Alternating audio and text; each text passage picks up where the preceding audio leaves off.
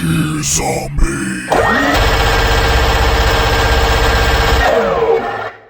What up? This is Matt with Gear Zombie, and today we're going to discuss tuning a guitar in a Nashville 12 tuning.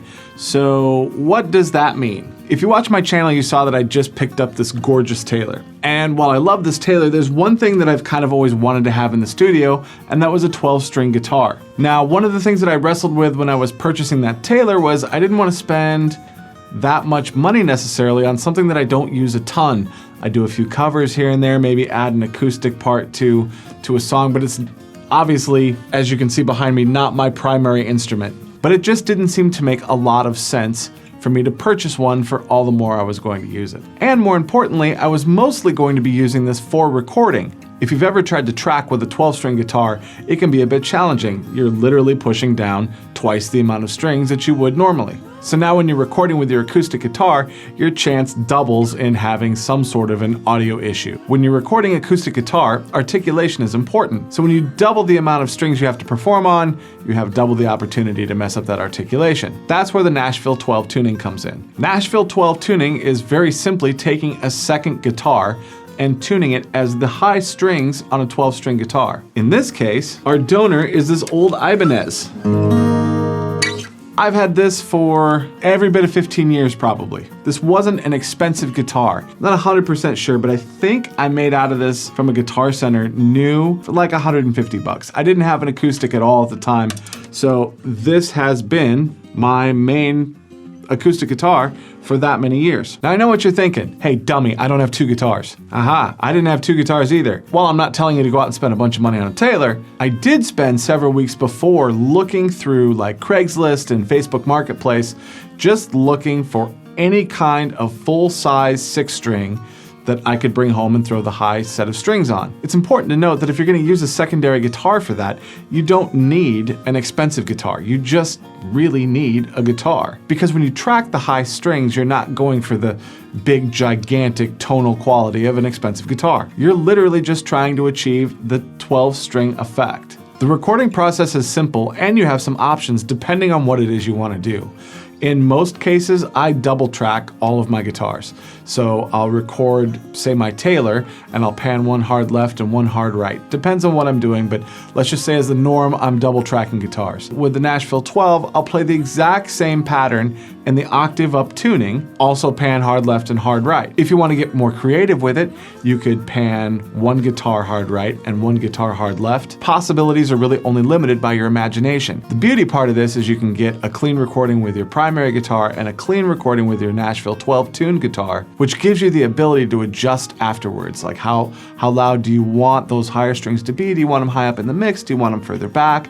Do you want to move the pan around? Maybe you want more reverb on the primary guitar than the higher strings. It's all available to you. So I picked up a 12-string set of Ernie Ball Earthwood strings. And actually, I'm not even going to change the strings on the Taylor. They're brand new. So I'm going to take the high strings from this set and I'm going to string them up on this Ibanez. Now I have kind of a kooky tuning that I'm using in this Taylor right now for a cover that I'm working on. So we'll go into the same tuning with the high strings, and I'll show you how we're gonna do that. When we get to recording these guitars, I'm gonna use the Roswell Colaris large body condenser microphone. This microphone is my personal favorite in my studio. This mic, in my opinion, is really second to none in anything else in this price range. So if you're interested, there'll be a link in the description for the review of this microphone. Let's change some strings.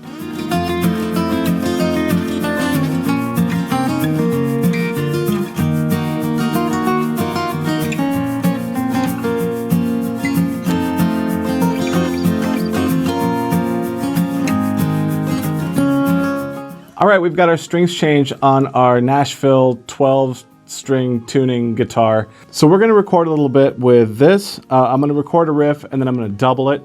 And then we're gonna break out the Nashville 12 tuned guitar and we're going to double that.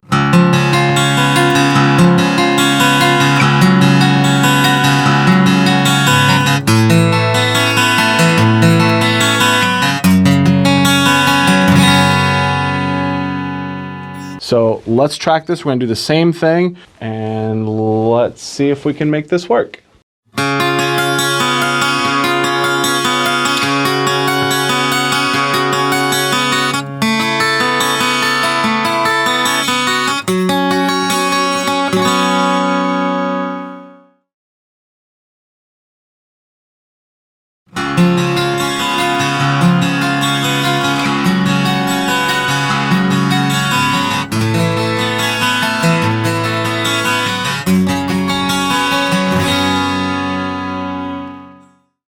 Okay, so now we have 2 tracks of the Taylor recorded and 2 tracks of the Ibanez recorded. So now we can go ahead and mix them. So let's take a look and see what we can do here. First thing I'm going to do, these 2, we'll label these.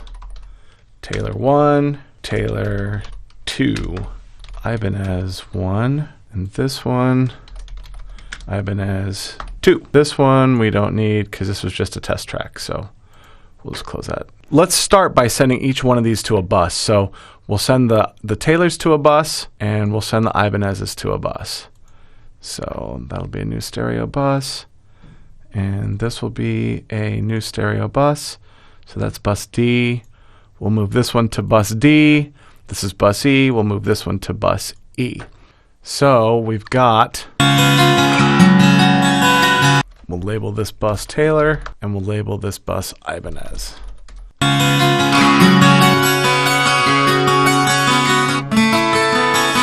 Now, I'm not going to do a whole lot to these buses, but one thing I do want to do, kind of a standard thing that I do on most tracks, actually. Let's pull an EQ up here. And if you see around here, we've got all this noise on the top and the bottom.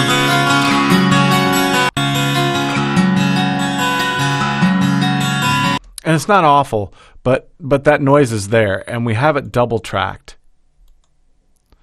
So we're going to set a high pass on that.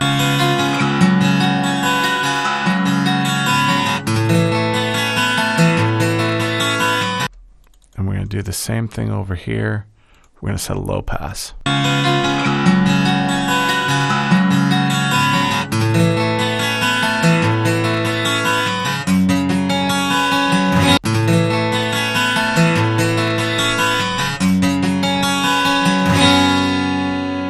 Okay, sounds pretty good. One more thing we might add on here is just a little bit of compression.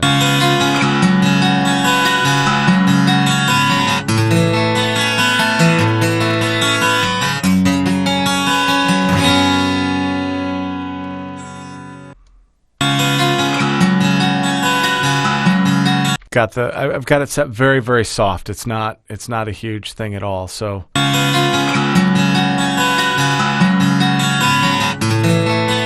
I just kind of want to take those spikes. Okay, now let's listen to the Ibanez.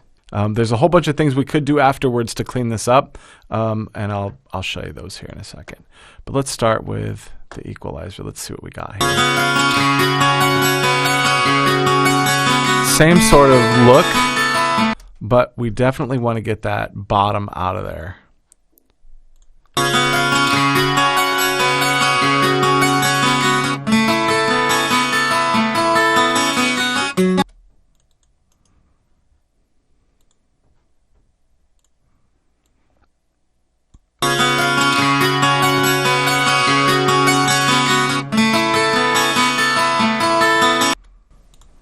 Okay, we'll do the same thing. We'll put a little compression on here.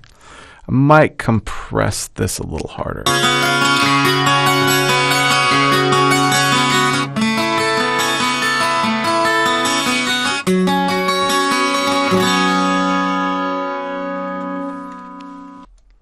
Okay, let's see what we got all together.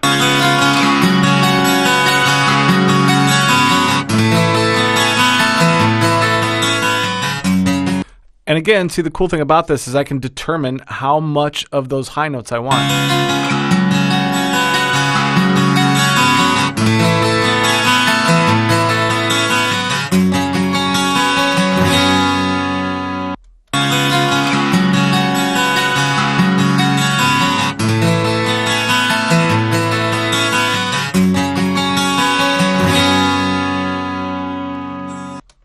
There you go. And then what I would probably ultimately do in the end is I would probably send both of these out to another bus and then compress the whole thing. But right now, I mean, it sounds pretty good. If we were actually doing this in a recording setting, we would correct all the 4 of me rustling. Pull these in here. pull those all in there. And actually,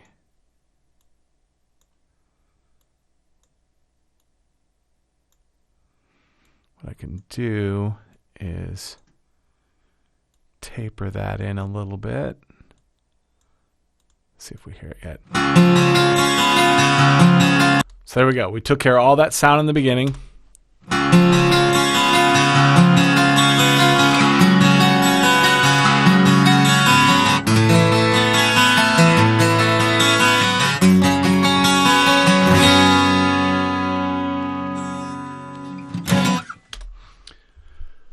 So that's that. That is a Nashville 12 tuning and what you can do with it. So I really like being able to use that sort of a tuning. It gives you a lot of versatility that you wouldn't have with a regular 12 string.